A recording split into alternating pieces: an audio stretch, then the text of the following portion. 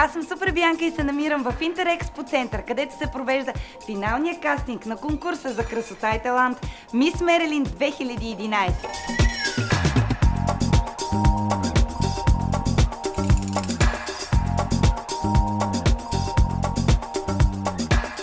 Да откриеш истински диамант съвсем не е лесна задача. След проведените предварителни кастинги из цялата страна, избрах момичета, които дойдоха днес тук.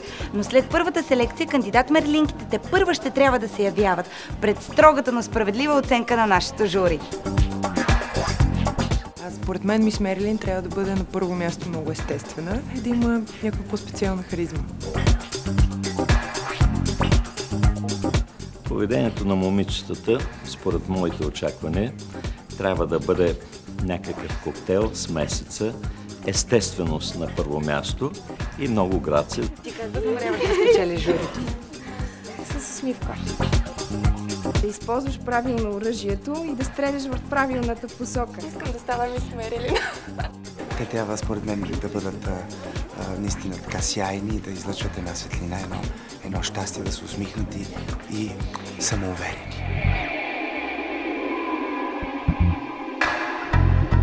Ядосваме нагло поведение, арогантно поведение.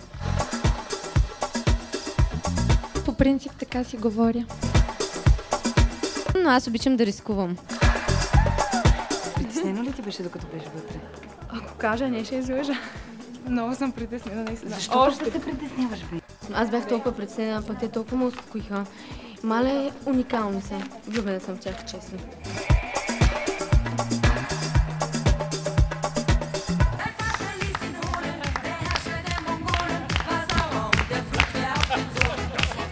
Мисля, че добре се представихме.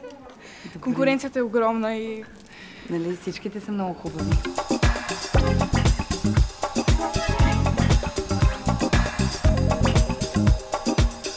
Не знам кой е по-изнервен, аз или момичетата, но остават броени минути до момента, в който ще научим имената на 20-те кандидатки, които ще отидат на конкурса Мис Мерилин 2011.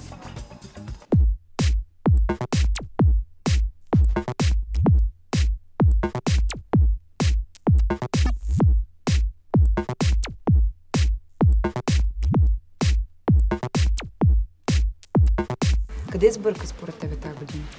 Не знам, според да се представи добре. Съжаляваш ли за нещо? Не.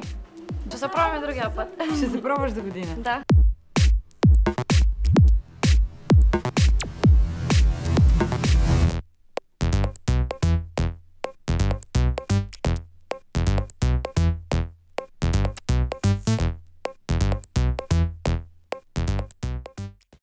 Това беше всичко от финалния кастинг за конкурса Мис Мерилин. Ще видите какви предизвикателства очакват 20-те кандидатки. За вас предаде Супер Бианка. Туру-ду-ду-ду-ду, момичета! За толкова време не го научиха.